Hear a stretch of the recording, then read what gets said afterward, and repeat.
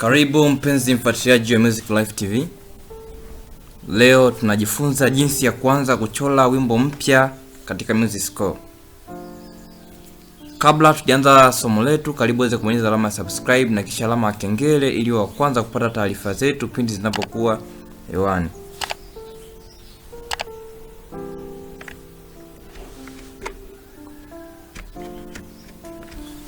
Ukifungua Music Score, ukienda kwenye sehemu yako ambayo umeinstall ukai right click ukaifungua, itafunguka kama hivi. Itafunguka kwenye sehemu ya Start Center.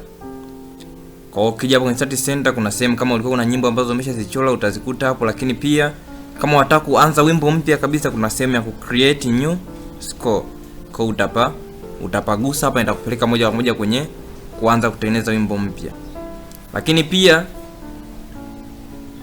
kama tutatumia hii sehemu, lakini pia tutapitia sehemu nyingine ambazo unaweza ukaanza kufungua wimbo mpya kutumia Music Score. Kwa ukianza kwenye Start Center hapa, itakwambia sehemu ya title, andika jina la wimbo. Jina la wimbo unaweza kaandika hapo labda Mungu wangu.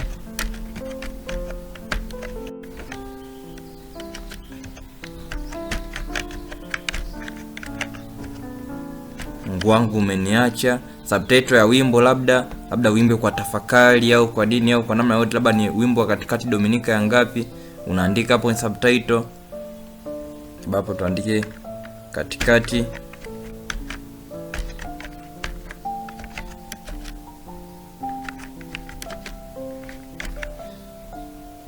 Composer unaandika jina lako hapo, jina la mtunzi labda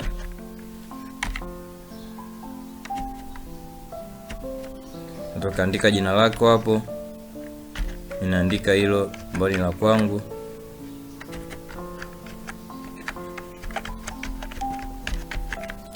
Lakini sehemu ya playlist, kama kuna mtu ambaye wa kuweka maneno unaweza kumweka, lakini pia kama unataka kuweka copyright unaweza ukaandika ili iwe na kama nyimbo yako unataka iwe na copyright unaweza ukaandika hapo, labda unaweza ukaandika hapa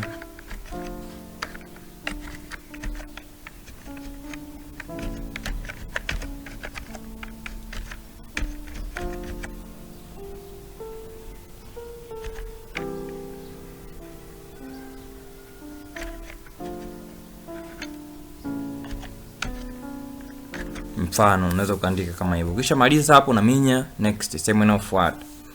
Kuja sehemu inayofuata inabidi uchague instrument au kifaa ambacho unataka kuchora wimbo. Kwa unaweza ukachagua treble clef peke yake. Na hapa nimechagua treble clef peke yake, na inachagulia inakuwa na treble clef peke yake. Unaweza ukachagua bass clef ambao na bass clef peke yake, lakini pia unaweza ukachagua grand staff wimbo kwa una grand staff, na ndio mara nyingi tunaitumia kwenye hizo nyimbo zetu zenye sauti 4. Lakini pia unaweza ukachagua kora, ambayo kwenye kora hapa kuna nyingi, kuna sat B na zote tunafahamu ni soprano, alto, tenor na bass, kwamba unaichora kila sauti katika clef yake. Lakini kwenye hii hapa nimesha kila sauti ya kwanza soprano, alto, tenor na bass, lakini pia jumlisha organ. Lakini hapa chini yake jumlisha piano. Hii hapa closed score, hii hapa closed score jumlisha organ, closed score plus piano, lakini kuna voice plus piano, kuna barbershop kwa quartet, kuna liturgical animatrical, lakini kuna liturgical animatrical plus organ. Kwa hiyo utaangalia mwenyewe unataka kuchora wimbo ukaeje. Kama unataka kila sauti ikae peke yake, unaweza kuchagua tu hii na inakuletea sehemu 4 kama ambavyo unaona kwa hapa. Inakuletea sehemu 4 kama hapa, sauti ya kwanza hapa, sauti ya pili itakaa, sauti ya tatu itakaa, sauti ya 4 itakaa hapa. Kama unataka na organ utakuta ukiweka hapo utakuta imekuletea sauti ya kwanza hapa, ya pili hapa, ya tatu hapa, ya 4 hapa, lakini chini utachora nini? Kinanda. Lakini pia unaweza ukachagua chamber music. Hapa kuna string quartet na vifaa vyote ambavyo unataka kuvitumia. Utakuta vimeandikwa hapo kulingana na clef ambazo wanatumia. Natumia G clef, C clef, pia natumia na bass clef. Zote utazikuta. Lakini kuna solo unaweza ukachagua kama unataka kuchora gitaa na tablet, itakuletea hapo, itakuletea sehemu ya gitaa, lakini pia itakuletea na sehemu ya tablet hivyo. Lakini pia kama unataka kuchora jazz itakuletea hapo jazz lead sheet, itakuletea namna ambavyo inakaa hapo, ambayo inakaa hivyo inakaa wewe inachora namna hiyo. Lakini pia kama unataka kuchora bend and percussion utachagua hapa. Kama unataka kuchora bend and percussion unaweza kuchagua hapa, na kifaa chochote kile ambacho unataka kukichora. Lakini si kwa sababu nataka kuchora, najifunza kuchora sauti ya kawaida 4 nota za kawaida ambazo tunazichora, tutakuja hapa kwenye grand staff. Tutachagua grand staff, tutaminya next. Tukiminya next, tutapeleka sehemu ya kuchagua ufunguo wa wimbo.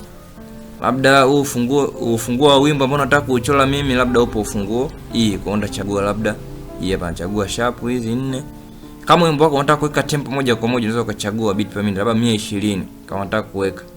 Lakini sio lazima, unaweza ukachora afu ukaja ukaweka wimbo ukiona unaupiga. Lakini kama unataka kuchagua unaweza ukaweka labda 120, lakini labda mimi ngoja nichague hapa niweke 70. Baada ya hapo naminya next. Sema inafuata. Baada hapo atakuweka sehemu ya kutagua ya kuweka time signature. Alama yako unataka iwe ngapi? Kwa hapo kwanza utaweka mfano kama ni 4 ya 4 unataka utaweka hapo. Kama unataka uipunguze maana utaminya hapa itakuja 3 ya 4. Kama unataka kuipandisha juu utaminya hivi kama ambavyo unaminya kipande cha juu hiki. Kwa kama unataka 4 ya 4 utaweka kama hivyo, lakini pia unaweza ukaweka kama unataka common time pia. Sio? Au kama unataka kuweka ala brave au cut time unaweza kaiweka hii hapo, kaichagua tu hapo ikawa imeshajiweka. Lakini hapa sehemu ya chini yake ina sehemu ya pick up measure. Kwenye pick up measure hapo huwa tunachagua, tunasema anacrusis, kwamba ile baa yako ya kwanza inaanza na mapigo, inaanza na ndani ya baa nzima ikiwa inajitosheleza na mapigo 4 kati ya robo note, au kuna unataka uanze na charge, labda uanze na vinane viwili ndio ziendelee baa za kawaida. Ndio pick up measure hiyo tunaita, au anacrusis kwa lugha nyepesi. Kwa unaweza ukachagua labda anacrusis yangu iwe 1 ya 4, au anacrusis yangu iwe labda 2 ya 4, au anacrusis yangu iwe 3 ya 4. Unaweza ukachagua hiyo. Au anacrusis yangu iwe kama unataka iwe 1 ya 8 labda, inamaanisha unaweka huku unakuja kubadilisha. Inamaanisha kinakuwa ni kinane kimoja tu kimeanza kwenye ile beat na kwenye ile staff ya kwanza. Lakini hapa measure utaweka measure ambazo unataka kuziweka. Unaweza kuweka 32, hizi ndio ambazo zipo kwa kawaida, lakini unaweza kaongeza zaidi au kapunguza. Lakini tutajifunza pia namna ya kuongeza zikiwa zijatosha na kupunguza zikiwa zimezidi. Baada hapo utaminya sehemu ya finish.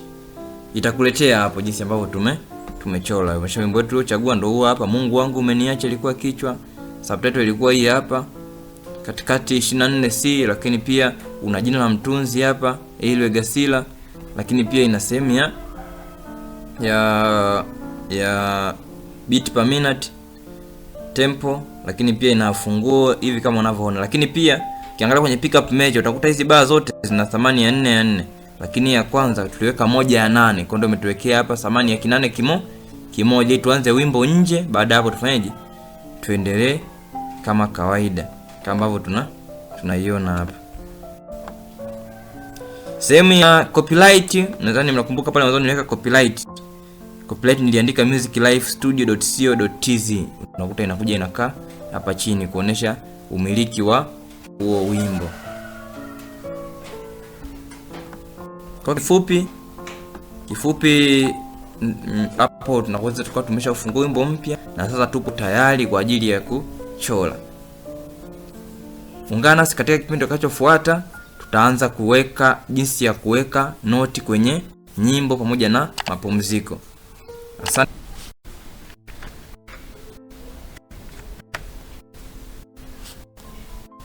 Hapa tumeiona njia ya kwanza kutokea kwenye start center. Lakini ukiwa kwenye ukurasa kama tayari kuna wimbo umeshauandaa, unataka labda uanze wimbo mwingine, kuna sehemu hii hapa imewekwa alama ya kijumlisha na imeandikwa ukigusa hivi itakuletea create new score. Kwa ukigusa itakupeleka moja kwa moja kwenye sehemu ya kuanza wimbo mpya, kama ambavyo tulianza kuandaa huo wimbo hapo nyuma. Lakini pia kuna sehemu unaweza kaja kwenye file, kuna sehemu ya new. Kwa hiyo kaminya hapo sehemu ya new ikakuletea sehemu ya kuanza wimbo mpya vile vile. Lakini pia unaweza ukaja sehemu ya ukaminya shortcut hiyo ya kwenda kwenye ukaminya control N, ukaminya control alafu ukaminya N, control new, control N, moja kwa moja itakuleta kwenye sehemu ya hii ya create.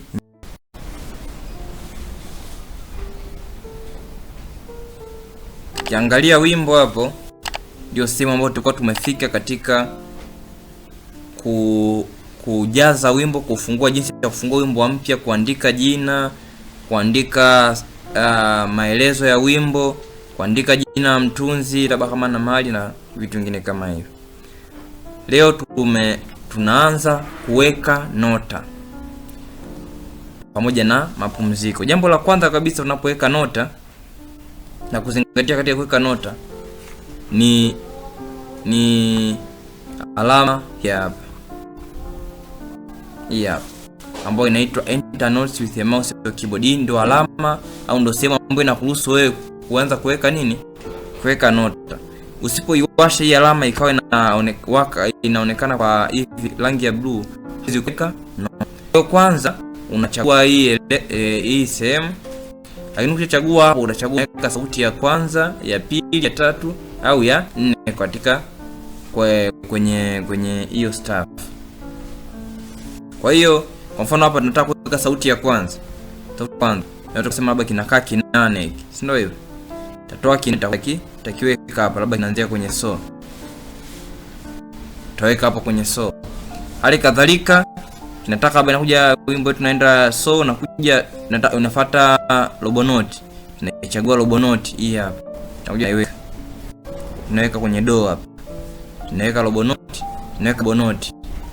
Labda inafuata vinane vinne. Ndio nakuja hapa do tunamaliza.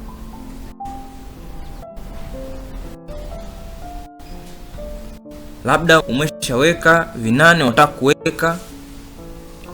kuweka kinane chenye nukta, au unataka kuweka noti yote yenye nukta. Unaichagua noti hiyo, labda kwa mfano kama ingekuwa ni hapa, nachagua nusu noti, inakuja nachagua na nini? Na nukta. Hii hapa. Tunakuja tunaweka hapa kwenye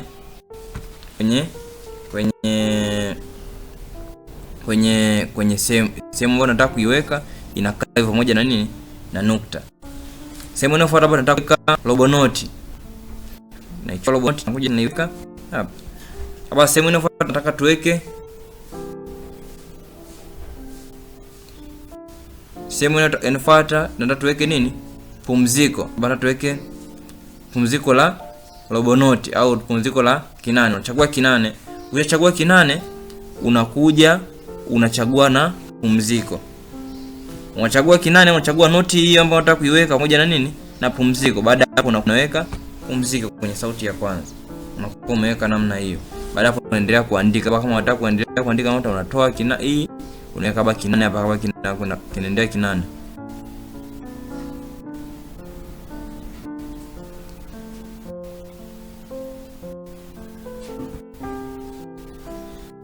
Unataka kuweka robo note kama hii.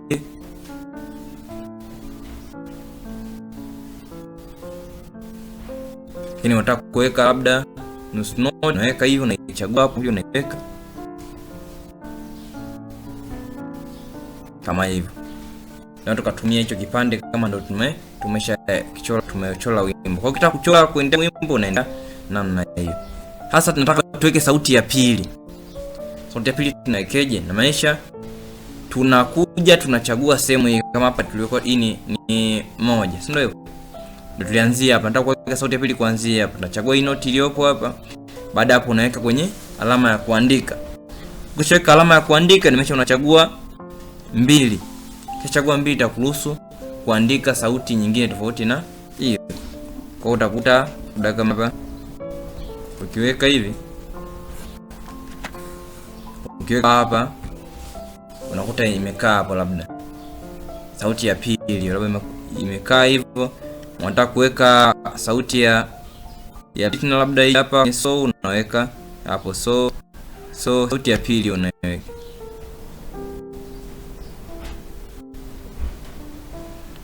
Unaweka sauti ya pili hapo. hivyo. Kwa hiyo nao unaipanga kama kawaida hivyo, unakuwa unazipanga, unachukua nota, unachagua, unaiweka, unachagua, unaiweka.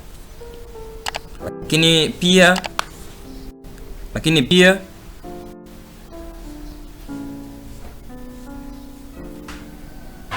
kwa ambavyo tutakuwa tunaona hapo unakuwa umechora sauti ya pili image. Sasa unataka kuweka sauti ya 3 na 4 huku chini.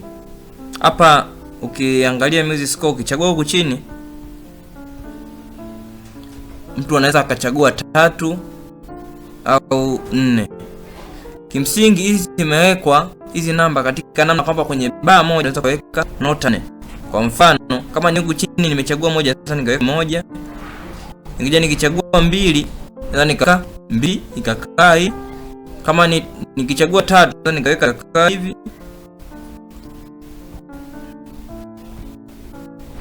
Nikichagua 4, sasa nikaweka kaa hivi. Kwa unaziweka noti zote kwa 4 kwa mara moja, kwa ambapo inakuwa inamaanisha hata kwenye sauti ya 3 na 4 napo tunatumia 1 na 2. Tunatumia 1 na 2 kama sauti, lakini kama unaweka zaidi ya sauti 3 au kwenye kubeza unatumia 1 na 3. Unataka kutumia 4 unatumia 2 na 4. Unataka kutumia, lakini ukitaka kuweka sauti ya 3 unaweza unatumia 1 kama kawaida, lakini ukitaka kutumia sauti ya 4 unakuja unatumia nini? 2 kama ambavyo tumefanya kwenye sauti ya kwanza na ya pili. Kwa kama ni sauti ya 3 utaanzia hapa na anzia hapa, utaanza kuweka mwenyewe. Hivyo utaendelea kuweka mpaka wimbo unakamilika kwa sauti zote mbili. Kwa sauti ya hapo ndani hapo unaweza kwa umeona tumeweka na sauti ya 3 katika namna ile ambayo tumetumia sauti ya kwanza na sauti ya pili. Kwenye sauti ya 4 nitakufundisha njia shortcut au njia rahisi ya kusaidia kuweza kuweka nota kwenye wimbo, kama unataka kuchora wimbo mfupi namna hii au wimbo wote ule kwa haraka zaidi.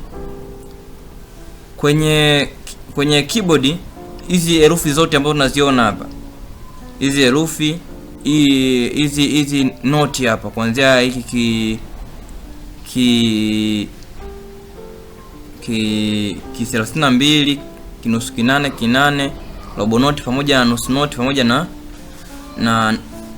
na noti nzima, zote hizi huwa zinakuwa zinapatikana kulingana na namba.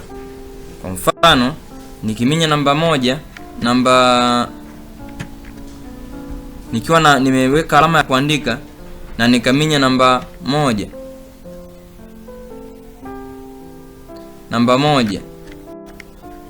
namba moja itakuwa ni kidogo kabisa, ile ni 64, lakini nikiminya namba 2 utakuta nimekuja 32. Nikiminya namba 3 inakuwa tayari imeshakaa kinane. Nikiminya namba 4, nimesha hizi namba nazo kuambia naziminya na zibonyeza kwenye keyboard yangu, inakuja hiyo kinane. Nikiminya namba 5 inakuja robo noti.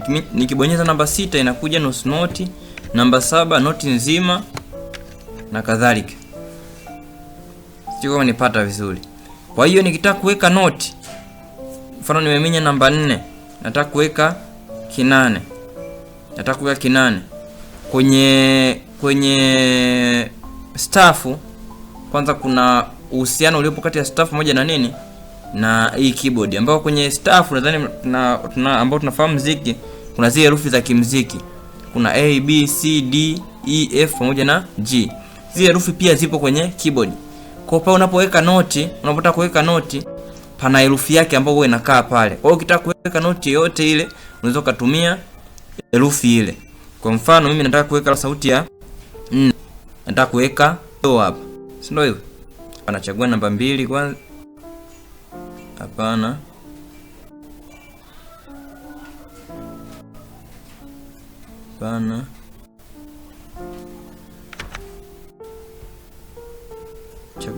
Chagua hapo noti hiyo. Baada hapo nimenya namba 2. Nikiminya namba 2 nataka kuweka sauti do hapa. Naweza nikachukua tu hii nota hapo nimeichagua nikaiweka hapa do. Au pia kwa sababu hapo ilipokaa ni herufi E, naweza nika cancel, nikachagua nikawa nimechagua hapo namba 4, labda kama ilikuwa iko hapa, mimi nikachagua namba 4, ikaja kwenye namba 4 ikaniletea kwenye ka kinane. Baada hapo nikachagua do, ambao kwenye do inakaa herufi E, kwa hapo naweka E inakuwa imekaa. Labda hapo nataka kuweka mi, lakini mi ninayotaka kuiweka mi za robo note. Maana yake nitachagua kwanza robo note, ambao robo note ni namba 5. Nitaminya namba 5 itakwenda kwenye namba 5. Baada hapo nitaminya mi, ambayo mi kwenye mi hapo utakuta inakaa herufi G. Kwa utakuta hapo naminya G D, inakuwa imekaa hapo. Sio, unanipata kidogo? Lakini hivyo unaweza nikaendelea. Nataka nota inayofuata hapo nataka niweke ifike so, ndio hivyo.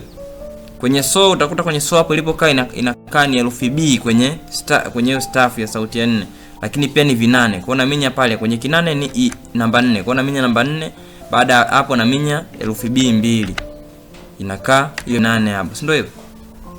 Hapa nataka labda hapo inayofuata ipigwe mi,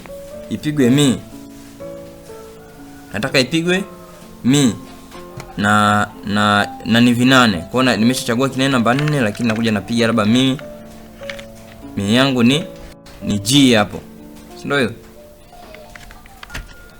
Kwa hiyo naminya G. Alafu baada hapo nataka nipige la, nataka niweke hiyo note yenye nukta. Na ichagua hiyo note ambayo hiyo note inamesha ni namba ngapi? Namba 6. Na ichagua hiyo note namba 6. Baada ya hapo naminya nukta ambayo ipo kwenye keyboard, nukta inakaa pamoja na nukta pale, naandika labda hiyo namba nataka niweke la. Sasa la kwenye la inakaa herufi gani?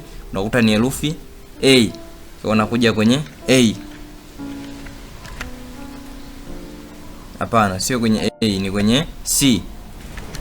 Naweka C inakuwa imefika kwenye la pale, kama hapo tunaona hapo imekaa hapo. Na nitafanya hivyo nimesha kwenye wimbo wangu mzima. Nikitaka kuweka pumziko,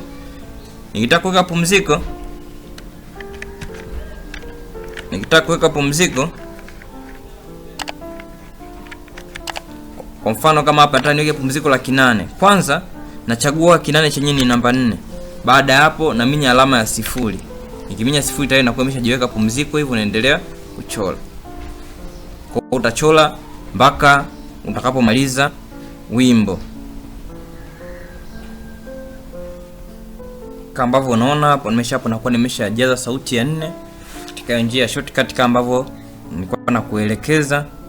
Nikishamaliza hivi, mfano hiki ndio kiitikio cha wimbo wangu. Kama nataka kuandika mashairi ndaendelea, lakini kuweka wimbo vizuri huwa tunachagua ukachagua ba hii ya wimbo kama ambavyo unaona hapo. Baada hapo unaminya enter.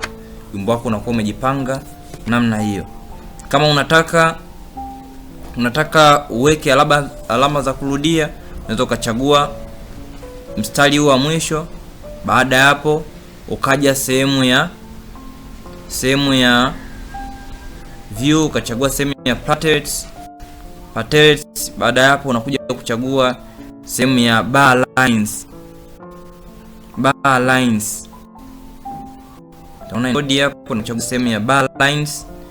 Kama tuna sehemu ya bar lines, tutachagua hapa nataka bar yetu ipi. Tunachagua ambayo inarudia upande mmoja, inarudia pande zote mbili. Kama nataka natumia hii hapa, nikigusa hivyo inaenda kukaa pale. Lakini kwanza kabisa lazima uwe umechagua huo mstari ambao unataka kuweka hapo. Sehemu inayofuata tunajifunza jinsi ya kuandika maneno ya wimbo.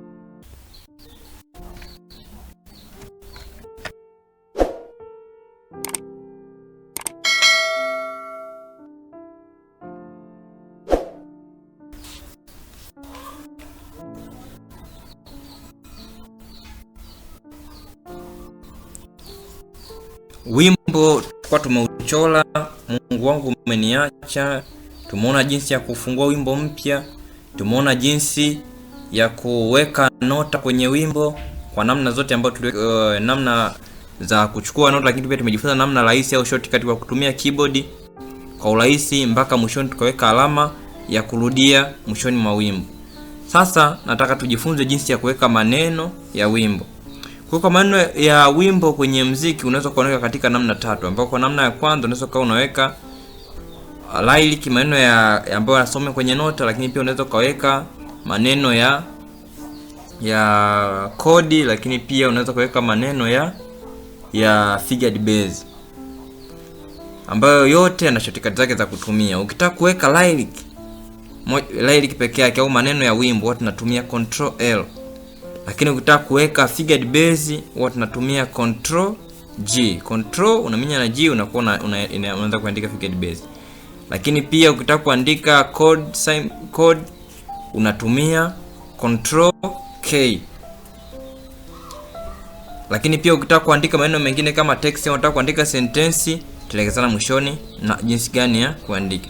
Kwa namna ukitaka kuandika na maanisha moja kwa moja, unaweza ukachagua kama ni unataka kutumia hii nota. Kama unataka kuandika labda lyric, unatumia Control L, itakuletea sehemu ya kuandika, na baada ya hapo utaanza kuandika labda Mungu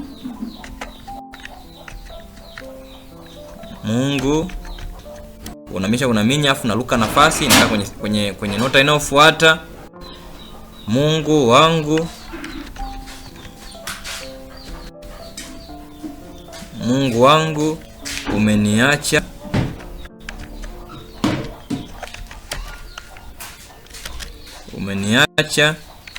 Kama unaruka uandiki neno, unaweka sehemu ya kuruka nafasi, inajiweka kwa mstari hivyo. Unamalizia pia unaruka hapo, unaandika Mungu wangu, Mungu, tuandike maneno ya mwisho, Mungu usiniache.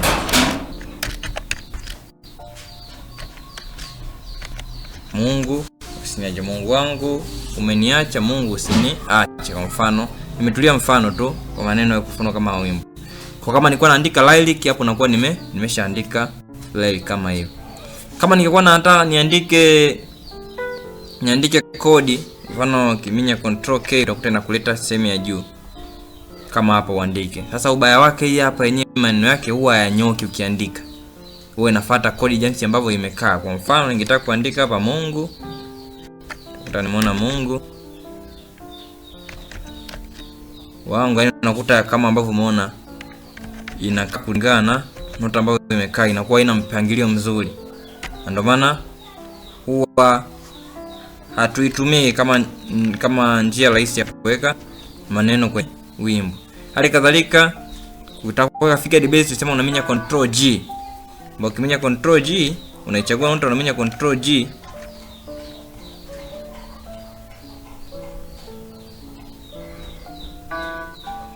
Ukiminya Control G, utakuta na kuwekea hiyo sehemu, unaweza ukatumia pia.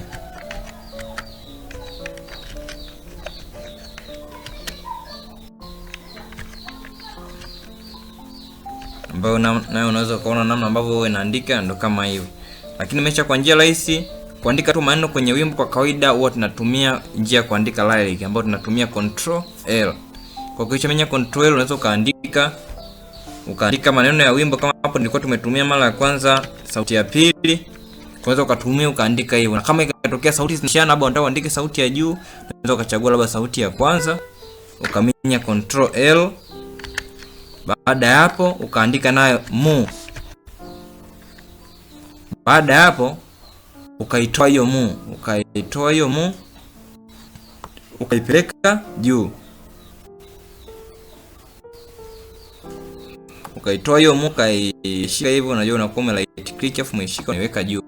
Ukishika sehemu ya juu utakuta bai imejivuta kama hiyo, utaweka vizuri, utaweka sehemu jirani na noti. Baada hapo utaendelea kuandika. Sasa hiyo ukiandika hata kwa upande wa juu utakuta itakuwa inanyoosha.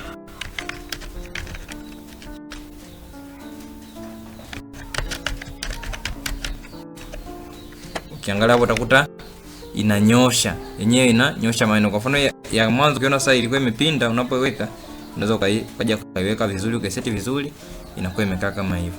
Hali kadhalika hata kama unataka kuandika sauti ya 4 au unataka uandike chini, uandike chini au hata sauti ya 3, uandike chini sauti tatu. Ukichagua unaminya hivyo control like, control L. Baada hapo unaandika kama hivyo. Umeshaandika hii M, nataka niandike hii, niweka sehemu ya juu hapa, naiweka vizuri ili bar ikae vizuri. Nikisha iweka hii sasa, nataka kufanyaje? Kuandika sasa. Nafanyaje? Naendelea kuandika, utakuta yenyewe inajipanga vizuri.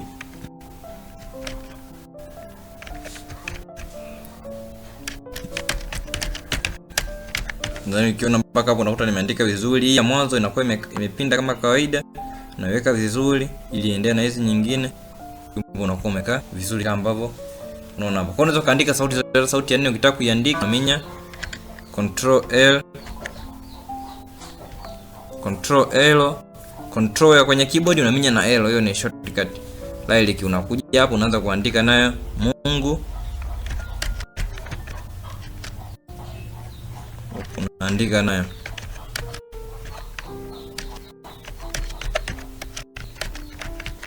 hivyo na kadhalika. Unaweza endelea ukaandika wimbo. Kwa hata kama wimbo na sauti nne, kuna sehemu sauti zinapishana, unaweza kaandika sauti ile, kila sauti kivyake na zikajipanga vizuri katika wimbo. Sasa hii ni namna ambayo unaweza kaandika wimbo hivyo, lakini kuna namna zote za kuandika zipo kwenye sehemu ya kuadi. Kija kwenye sehemu ya kuadi, kuna sehemu ya kuadi text. Itakuwa kuna sehemu unaweza kutaka ukaadi title, kama unataka uedit title, unaweza kugusa hapa ukaandika kwenye title ikakuletea sehemu ya title ukaandika. Kama unataka kuandika kuongezea kwenye compose, sababu uelezee pia anatokea wapi, labda mtunzi anatokea wapi, diplokia gani, sijui alitunga wakati gani, unaweza kaandika kwenye sehemu ya composer. Sehemu ya subtitle hapo nimeandika katikati 24C, unaweza kaongezea, labda ukaanza wimbo wa katikati Dominica, hivyo kaandika vizuri. Kama unataka uandike la list, umuandike jina ambayo inakaga upande wa kushoto, unaweza kaiandika pia. Control system text, hii unaweza ukaitumia pia kuweka text. Hii unatumia kuweka staff text kwenye staff nzima. Hali kadhalika hii tunatumia kuweka expression text, lakini tunatumia kuweka code symbol ambayo nimeelekeza control K, lakini lieso mark tunatumia control M, lakini kwenye lyric ambayo tumejifunza tunatumia control L, lakini pamoja na figured base. Kwa mfano ukitaka kuweka staff, ukitaka kuweka neno la staff nzima, unaweza kuchagua staff kama hivi. Baada hapo unakuja hapa kwenye sehemu ya add, unakuja add hapo, inakuja nini? Staff text. Ukiweka staff text hivyo,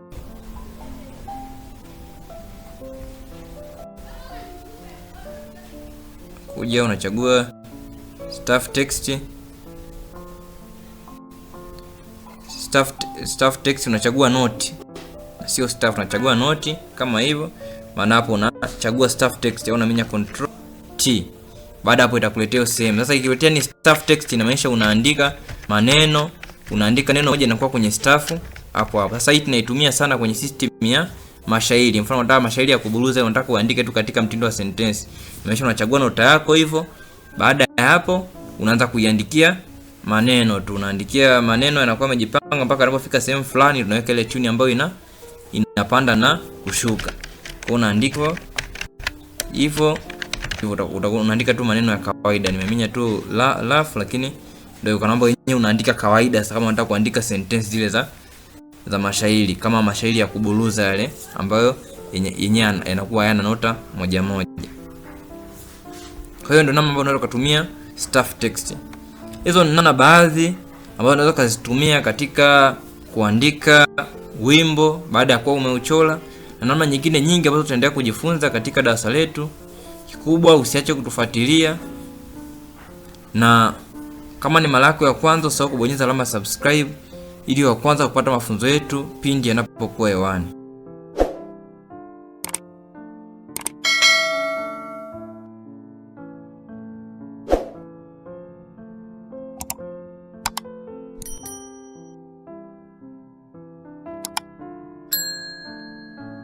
Music score.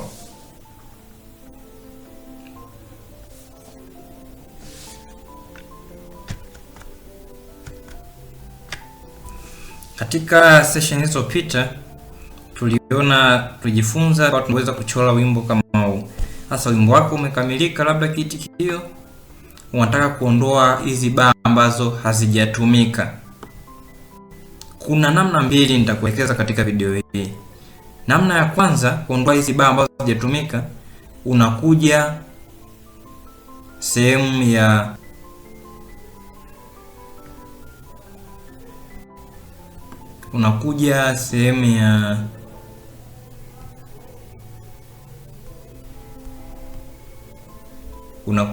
sehemu ya format. Sehemu ya format unachagua sehemu ya style.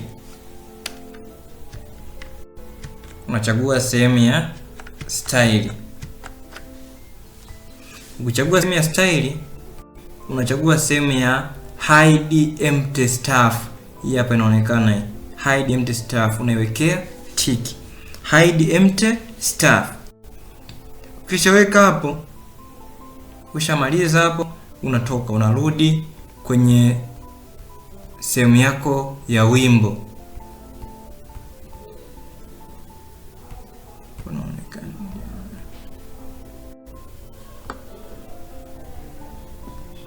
Unarudi sehemu yako ya wimbo kama hivi.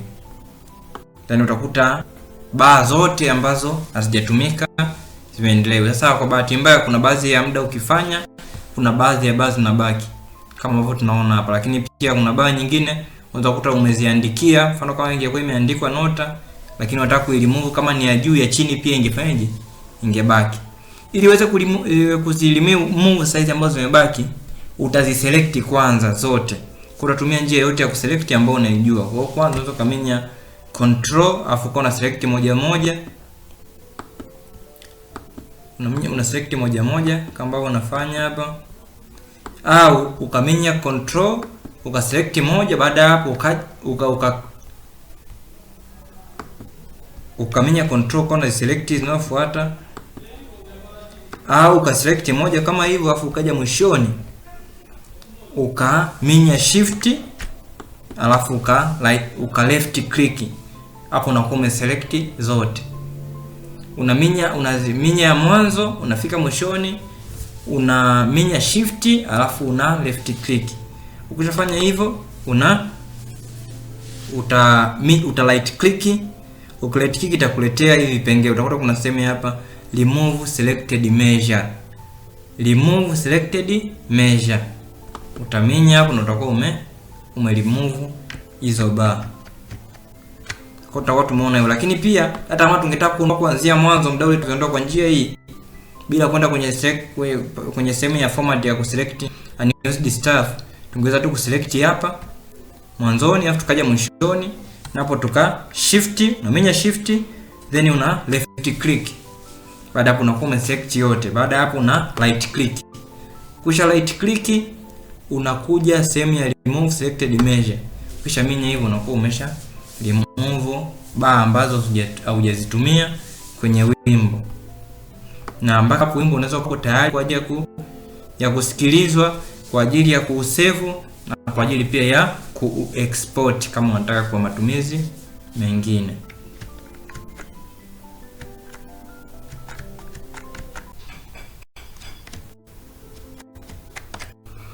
Jinsi ya kuongeza baa.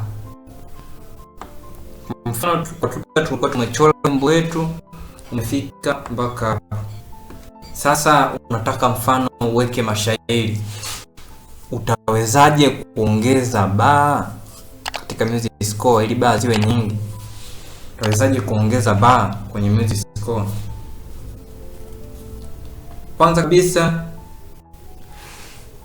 utaselect baa ya mwisho ambayo ya mwisho kama ambavyo nimefanya hapo. Baada ya hapo uta right click, yani utaminya kitufe cha upande wa kulia. Baada ya hapo utakuta sehemu imeandikwa staff, edit drums, piano roll, staff, measure. Yote hapo na chamba. Unakuja kwenye sehemu ya measure, kuna sehemu hapa imeandika add. Unapata kwenye add measure. Utakuwa kuwekea maelezo, insert one measure, insert measures, insert horizontal frame, insert vertical frame, insert text frame kwenye add. Kwa sababu unataka kuongeza measure, ukiminya tu insert au insert kwenye shortcut au ukiminya insert yenyewe hapa itakuongezea one measure, utakuta una measure zimeongezeka, zimekuwa 2. Lakini ukiselect na hii ukaja sehemu ya add, ukaenda sehemu ya insert measures au ukaminya control insert, itakuletea idadi ya namba ya measure ambazo unataka kuziongeza. Kwanza ukachagua, kwa mfano mimi nikachagua nataka niongeze measure 10. Unaona hapa nimechagua measure 10. Nikiminya okay, inamaanisha measure 10 zitaongezeka. Sasa kutumia method hii ya kuongeza bar, lazima ujue kwamba bar huwa zinaongezeka nyuma ya hiyo bar ambayo umeichagua. Kwa hiyo kwa mfano kama ulikuwa unaandika wimbo wako hapo na ndo una bar nyingine, ukiziongezea na measure zitakuja kukaa kwa nyuma yake. Kwa hiyo itakubidi hizi uje ukopi hizi noti uzirudishe kule nyuma, afu endelee na kuandika muziki vizuri. Kwa kikubwa ndio hicho. Ukitaka kuongeza measure moja, unaweza ukaminya tu insert. Kama keyboard yako ina sehemu insert, unaminya tu insert, inaongezeka measure moja kama ambavyo mimi nimeongezeka hapa. Lakini inakuwa inaongezeka moja. Lakini kama unataka kuongeza nyingi, unaminya control alafu insert. Hiyo ni shortcut, utakuta inakuletea sehemu ya kuinsert measure. Mara kwanza niongeza 10, sasa hizi ngoja niongeze significant number, niongeze 20 ili uweze kuona zimeongezeka. Utakuta niongeze hizi zimefika 20. Kama unaweza measure, kama naandika mashairi nitaandika, zitakazobaki nitaweza remove au kuzitoa kadri ambavyo nimefundisha katika somo lililopita. Asante, uwe na wakati mwema.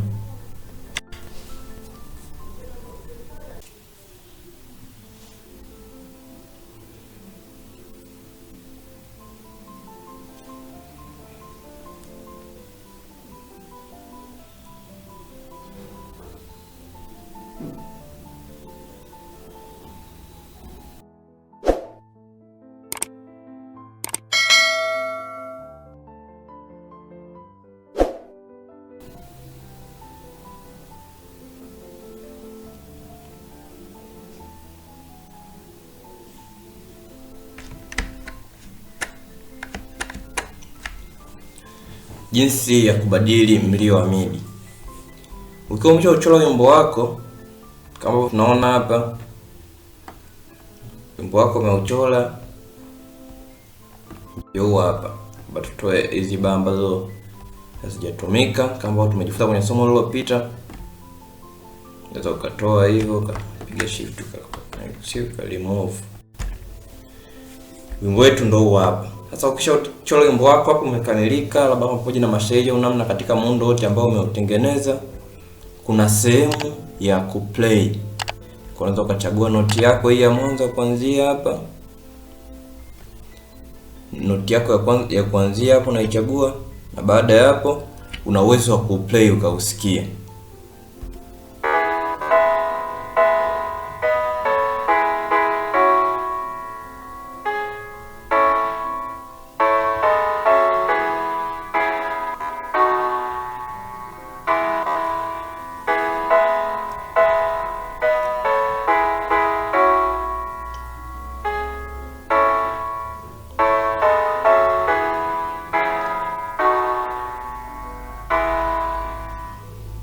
Utaona hapo nimeuplay, hii sehemu ya kuplay hapa, na umelia hivyo kama ambavyo ulikuwa unalia. Sasa kwa sauti ambayo imesikika, unaweza kukuta labda haikupendezi au kuna namna ambavyo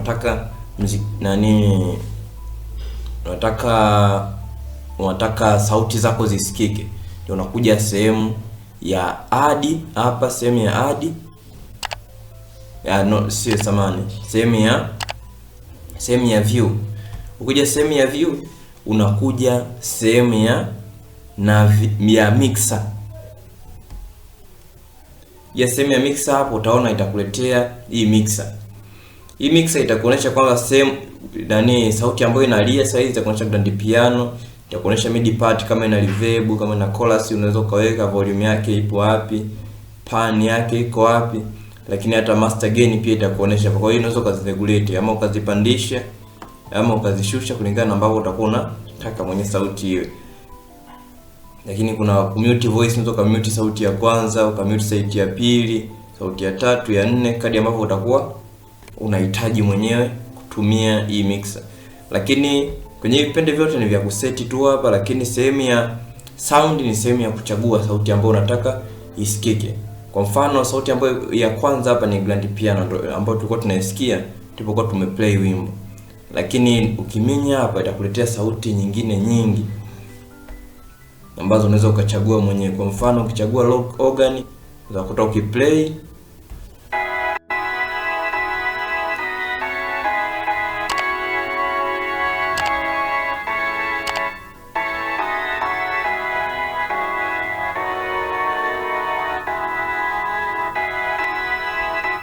huo mfano wa lock organ. Lock organ unaweza ukachagua zipo nyingi sana, unaweza ukachagua violin, violin fast here.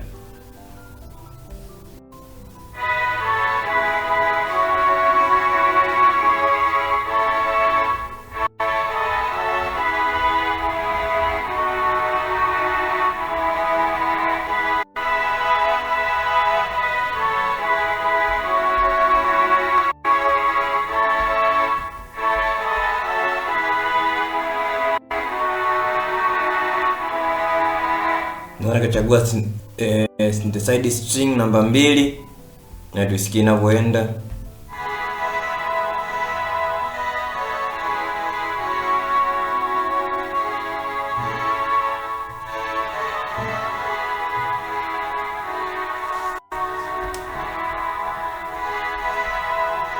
Na nikaongeza volume, kuna volume imeongezeka kidogo.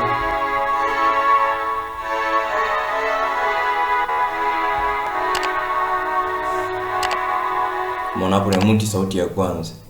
Ni mute sauti ya kwanza utakuta ndio maana ilikuwa haisikiki hapo mwishoni. Hali kadhalika na set nyingine zote unaweza kuzitumia ili wimbo wako uweze kusikika vizuri zaidi. Kwa mara ya mwisho tunataka tukasikiliza hiyo synthesizer string namba 2.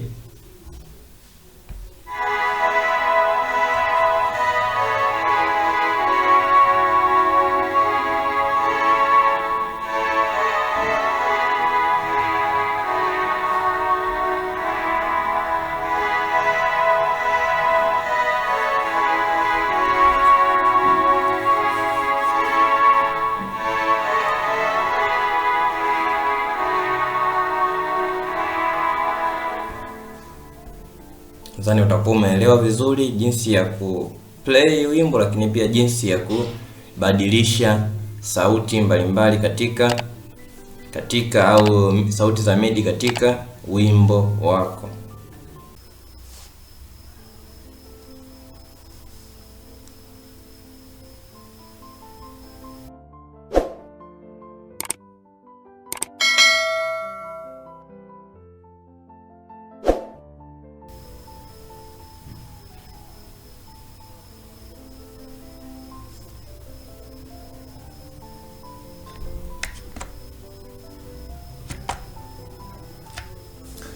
Jinsi ya kutranspose wimbo kwenye music score. Ukiwa umechora wimbo wako kama hivi, na mara nyingi kuchora mazoezi ya kinanda ambayo unatamani yaweze kuwa kwenye funguo zote, au mazoezi fulani ambayo unatamani yaweze kuwa kwenye funguo zote, kuna changamoto za kutranspose au kuhamisha wimbo uliochora kwenda kwenye ufunguo mwingine. Na bahati mbaya baadhi ya waandishi huwa wanalazimika kuchora upya kwa kuanza kuandika funguo hiyo nyingine na kuongeza kazi kuwa ngumu zaidi. Baadhi ya watu utranspose kwa kubadilisha alama. Sasa nataka tubadilishe alama kwa pamoja ya ufunguo uone changamoto ambayo inatokea. Ukibadilisha alama kwa kuja hapa kwenye sehemu ya key signature, ukabadilisha hapa alama ya wimbo ukaweka mfano G. Ndio hivyo. Ukabadilisha alama ya ufunguo ukaweka G. Hiki ndio ambacho kinatokea. Kwa baadhi ya hizi music score ambazo zipo updated, utakutana zinaweka mivunjo kwenye sehemu ambazo ilikuwepo kwenye ufunguo hii. Kwa hiyo ni kimsingi hata ikikupiga kwake italia vile vile kama ufunguo hii. Alama tu ya ufunguo itakuwa imefanyaje? Imebadilika. Kwa hiyo ili kufanya wimbo wako uweze kutranspose au kuhama ufunguo bila kuweka alama za vipandisho na vishushe katikati ya nota, tumia njia ifuatayo. Kwanza kabisa, njoo sehemu ya tools. Kuja sehemu ya tools, kuna sehemu utakutana imeandikwa transpose hapa. Kuja hapo sehemu ya transpose, itakuleta hapa sehemu ya transpose key closest. Ndio hiyo. Baada hapo utachagua, mfano hii tumechora si ni E major au ni C sharp minor, ndio ipo hiyo. Kwa hiyo tukitaka kutranspose tutachagua labda ipo E, nataka iende G major. Si ndio hiyo? Iende G major au E minor, si ndio hiyo? Hii hapa tukigusa hapa utakuta imebadilika. Utakuja kuminya okay, utakuta wimbo wako wote umebadilika, umekuja kwenye ufunguo G, lakini pia umebadilisha hizi nani zote bila kuweka alama za vipandisho na viteremsho. Kwa kama unataka kuisave hiyo, utaenda kwenye sehemu ya kuisave kama ambavyo tumefundisha kwenye somo lililopita, lakini pia uta export. Baada ya hapo, kama unataka kubadilisha tena ufunguo kwenye zoezi hilo uende kwenye ufunguo mwingine, utakuja hapa tena kwenye tools, utakuja sehemu ya transport, utachagua tena funguo nyingine. Kwa mfano sasa hivi twende ufunguo B major. Utachagua B major, baada hapo utaminya okay, na baada hapo wimbo wako wote utakuwa umehamia B major kama ambavyo tunaona hapo. Lakini pamoja na hayo, kwenye sehemu ya kutranspose utakutana na vitu vifuatavyo. Utakutana na sehemu kutranspose, mfano hapo tumechagua ni by key. Kwa hiyo by key transpose kiasi gani? Ni closest, sio? Kwa hapa tutachagua si wenyewe, lakini hata tukachagua up, labda kwa mfano kama ni ufunguo B, transpose up, ndio ukachagua up au ukachagua down kulingana na ambavyo unataka kutranspose. Lakini pia unaweza kutranspose by interval, kwenda up au chini. Lakini pia unaweza kutranspose diatonically, ndio hivyo, up au down. Hizo tunaweza kuzijaribu kuona namna ambavyo zinakuletea mabadiliko katika mabadiliko ya transposition katika wimbo. Lakini ya kawaida ambayo watu wengi wanahitaji na huitafuta ni hapa kwa ufunguo na by closest. Kwa hapo utakuja kwenye closest, utapata funguo zako na utaweza kubadilisha wimbo hapo.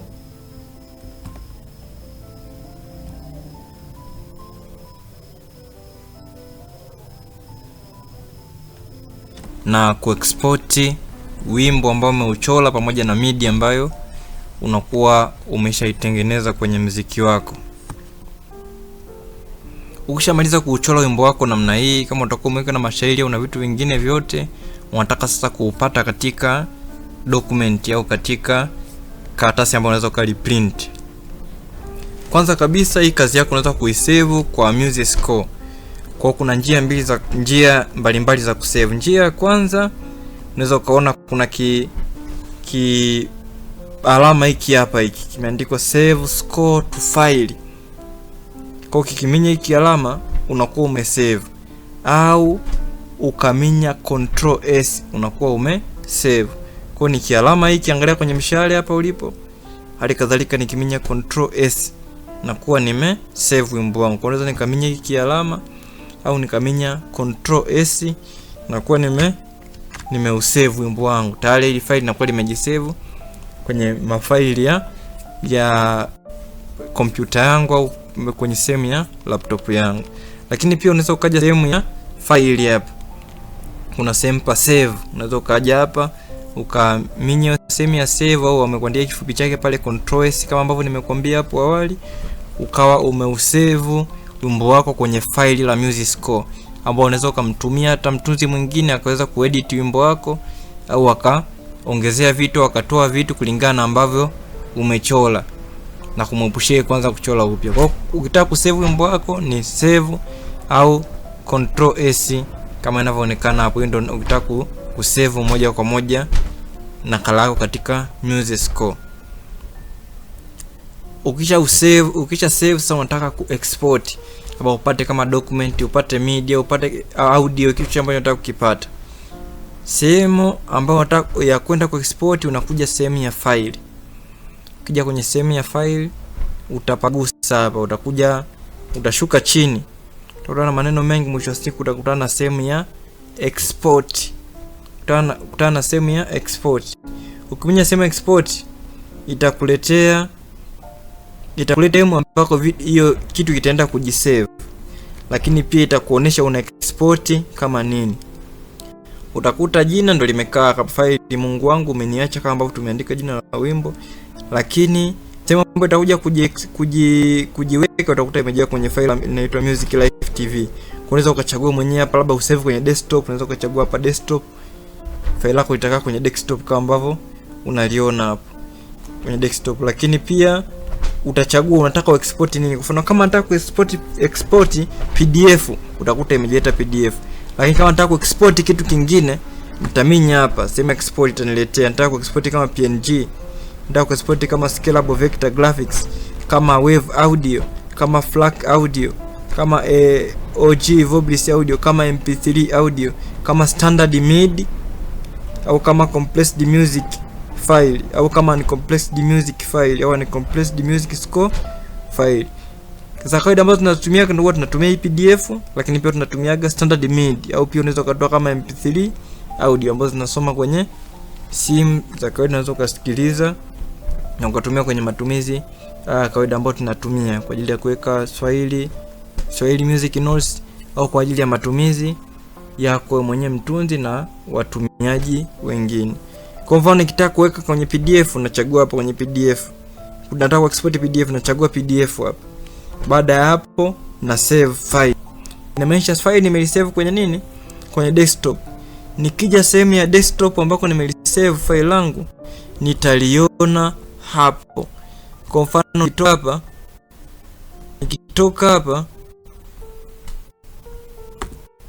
nikitoka kwenye mafaili yangu yote,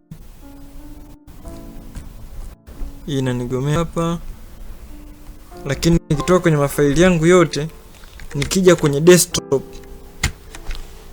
desktop nitakutana na file la PDF la wimbo wangu, ambao nitakuwa na uwezo wa kuliexport, wala kuweza kulishare, sio kuliexport, uwezo wa kuliprint, uwezo wa kutumia watu na kadhalika. Nimesha hata kama nikitaka kuexport MIDI, hali kadhalika nakuja pale sehemu ya kuexport, na chikuja sehemu ya export. Sasa hizi nataka kuexport MIDI, nachagua kwa hapa chini MIDI, standard MIDI, hii hapa nachagua. Baada hapo nataka hiyo wapi, baba nataka nayo kwenye desktop, nachagua. Nimesha baada ya hapo nikisave file langu, nikienda kwenye desktop nitakutana na MIDI hiyo, na nitaweza kuitoa nikaweza kuwatumia watu wanaohitaji, au nikaitumia mwenyewe kwa matumizi yangu ya kimuziki.